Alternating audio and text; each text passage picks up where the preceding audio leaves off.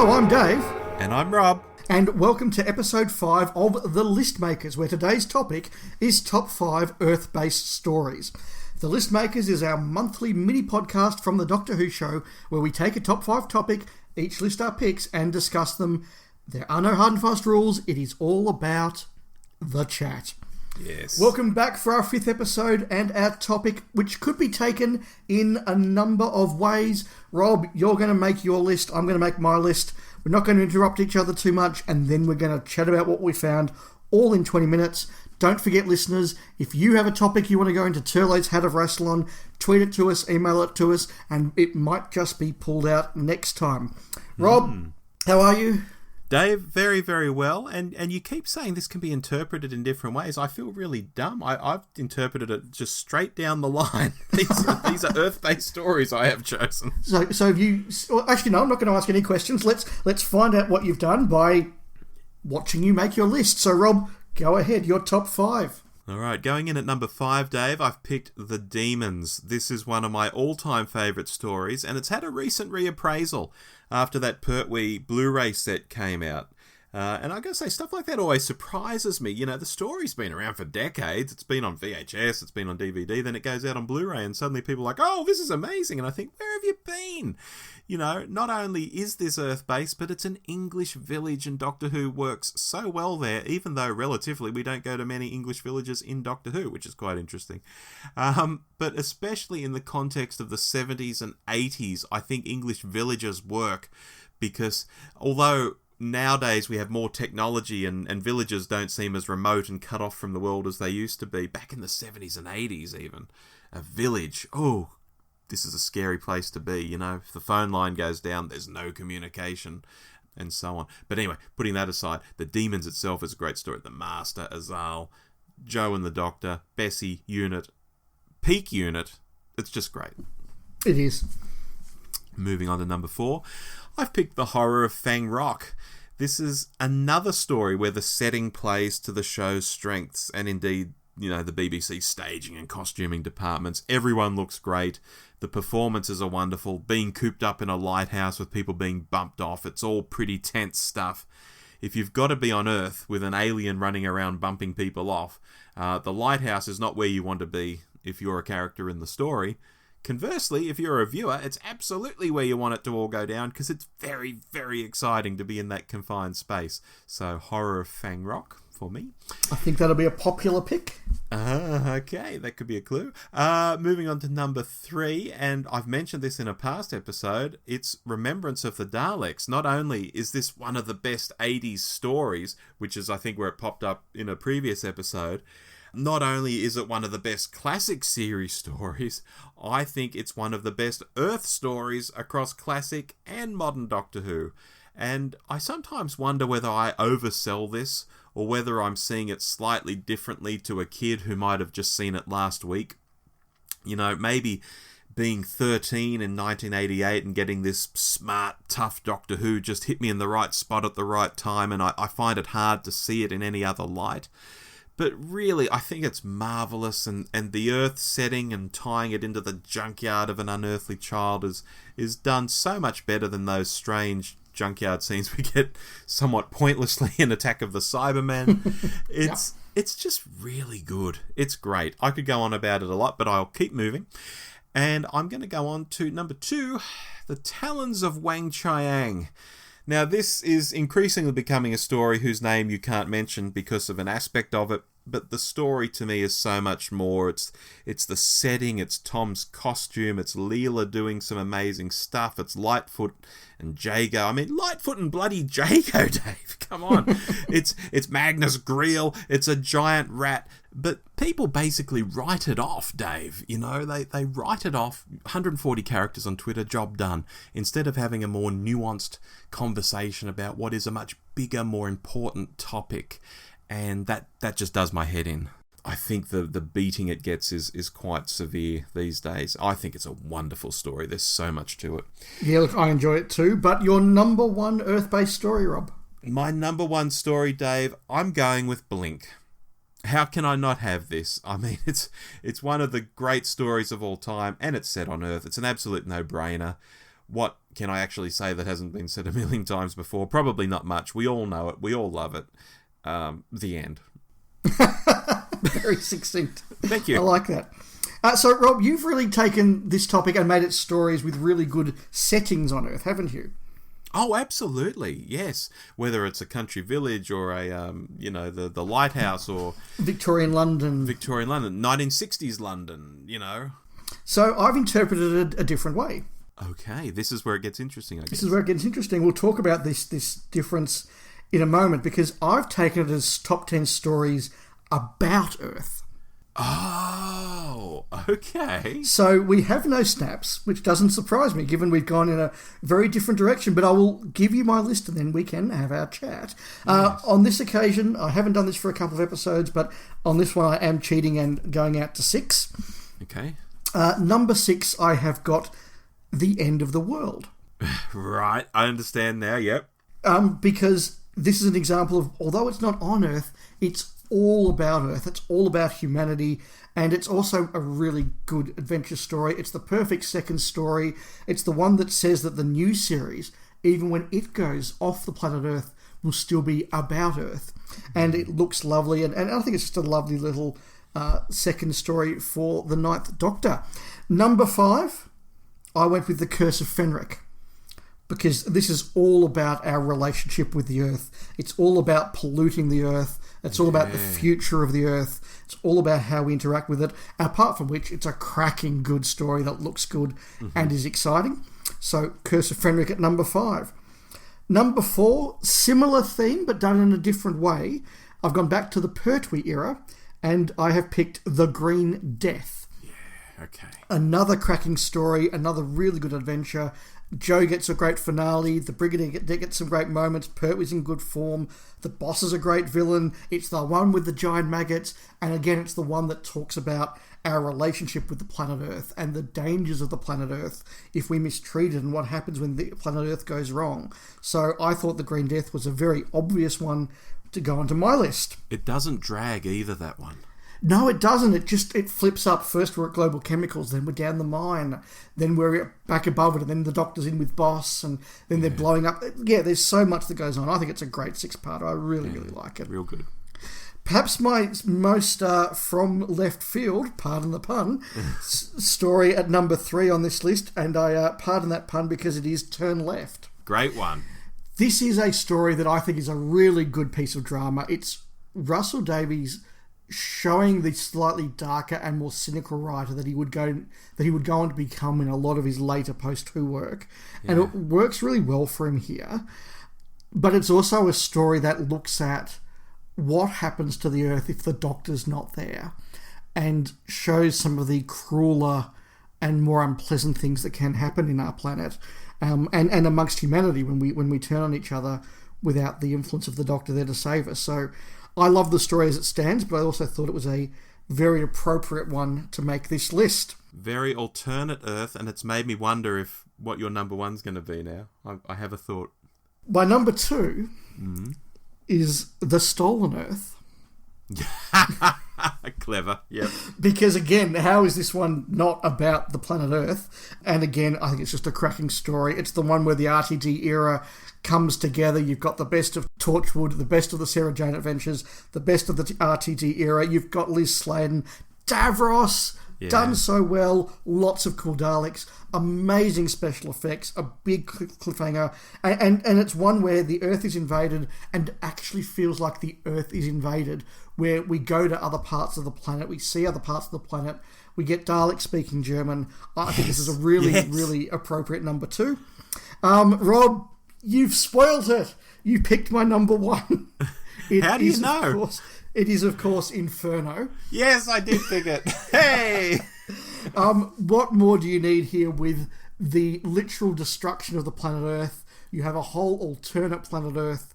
You have the fate of the real planet Earth in the balance. We have a whole commentary on how we as humanity deal and treat our planet and the consequences if we don't. But apart from that, it's one of the best stories of the whole of Doctor Who. It's an amazing adventure. Pertwee's great.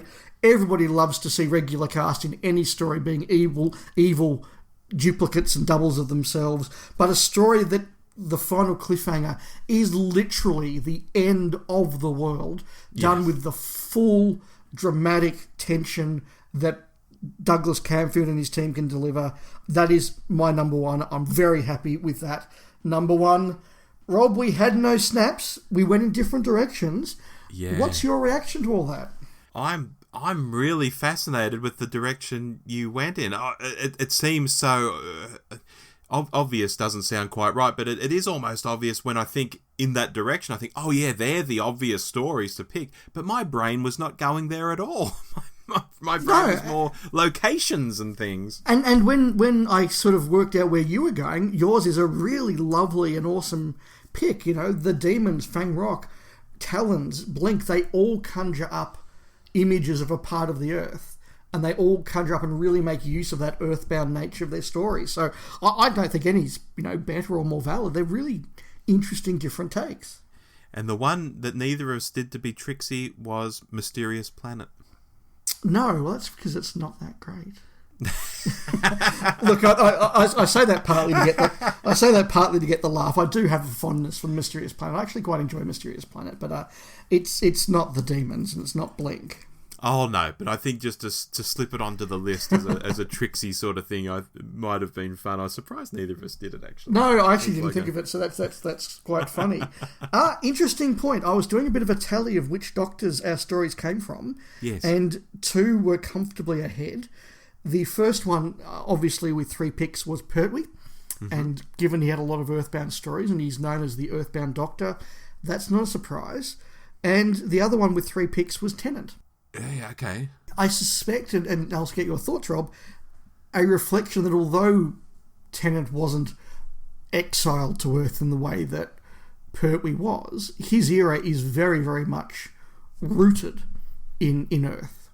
Oh, absolutely. The whole sort of kitchen sink drama and, having Mickey and Rose's mum and I then guess Martha's family and Torchwood itself and Sarah Jane and her crew and all very rooted on Earth. Absolutely. And all the stories we've picked, I think particularly my 2, Turn Left and Stolen Earth, but also Blink in a way, only work as well as they do because we are, as an audience, so rooted into those characters and those setups, so that what happens in Turn Left is more gut-wrenching because we've seen these people before and we know who they are. Yeah. Oh, absolutely. And even something as simple as filming on Earth is so much easier than making something like an alien planet. That adds to it as well. If you film Tennant walking down a street on Earth, it looks like it should.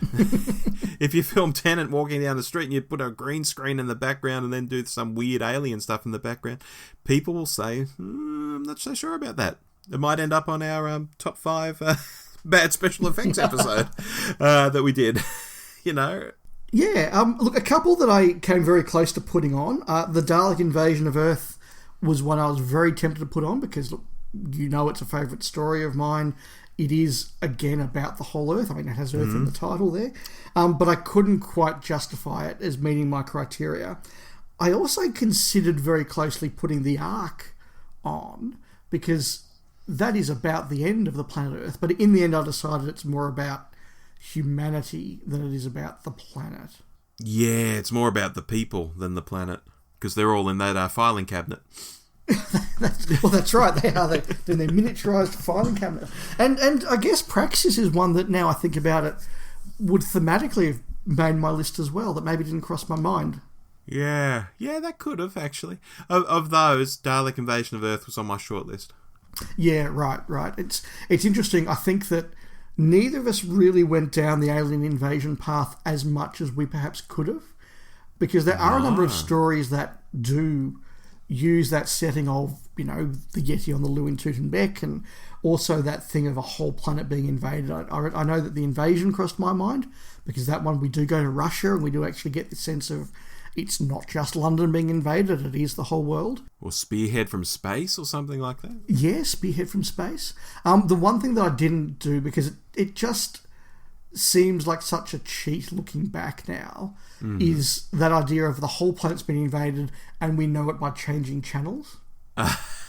Right, yes. Whilst that's a very clever and cheap way to do the whole world's been invaded, it was done just a little bit too often, I think, for me, and I now kind of look at it as being a little bit lame and a little bit try-hard. Yeah. Yeah, that's a real RTD thing in Doctor Who, isn't it, now that I think about it? How many times did he do that? And he often had the same lady playing a news anchor, now that I think of it. Yeah, that's true. And it wasn't Alistair Fergus from The Passing Parade on BBC Three. I wish it had been.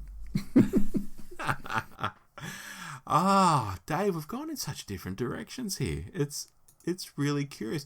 I enjoyed when you got onto the alternate Earth of Turn Left, and then it twigged that, you've got to do Inferno now. If you're doing Turn Left, you must do Inferno. I thought that's very clever, because they did not cross my mind at all. And that's... I'm kind of kicking myself now, because Inferno's a pretty good story. Inferno's a bloody good story. Yeah, I was underselling it a bit. Yeah. And that's the thing. I was trying to sort of get those stories that are both, real classics, but also, I think, made use of the Earth environment.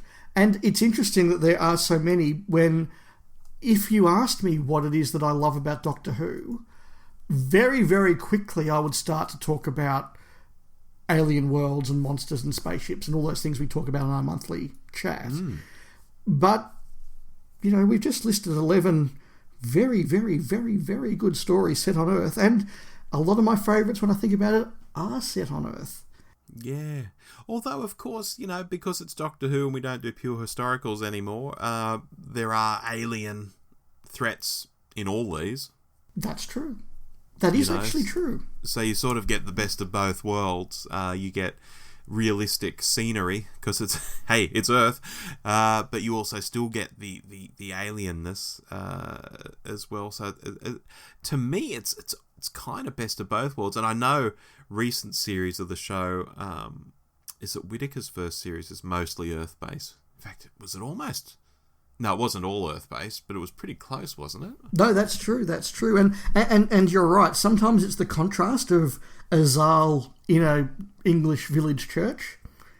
But Blink is the one that you picked, and it's your number one. So let's have a quick chat about it.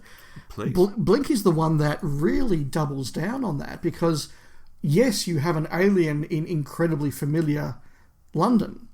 Yes. But the alien looks like familiar London. Yeah, actually, and that's a very Doctor Who thing, to take the everyday, we're going back 40, 50 years now, to take the everyday and somehow give it that little twist, like troll dolls becoming alive, in Terror of the Autons or something like that. Setting Web of Fear in the London Underground. Yeah, exactly. And it's interesting, too, that it's a Dr. Light script as well, and yet it's making my number one here. So is Turn Left. You're quite right. That's interesting as well. And arguably, The Stolen Earth, the first half of that's very Dr. Light. He doesn't get to the action until part 2 of that story. This was not deliberate in any way, but that is absolutely right for both yours and my lists. Interesting. But we're running up on our 20 minutes. Oh gosh, that comes up so quickly. It does. So, look, again, a reminder, if you have a topic for our Hat of Rassilon that we have borrowed from Tello, please do send it in. We've got plenty of picks in here, but we're always looking for more. And some picks from the audience that maybe we would never have thought of and might surprise us are always good. But I am picking our topic for the next episode, and it is Top 5 Cliffhangers. Oh gosh, that's a good one. All right, I've got one. That's a hard one. I've got two. Okay, it's going to be a long list. That's going to take some narrowing down, I think. Yes, a show built around cliffhangers that's over 50 years old. What are our top 5? Yes, but we will be discussing that next month on The List Makers. But until then, I've been Dave. And I've been Rob. And we'll make some more lists soon. Bye now. Bye.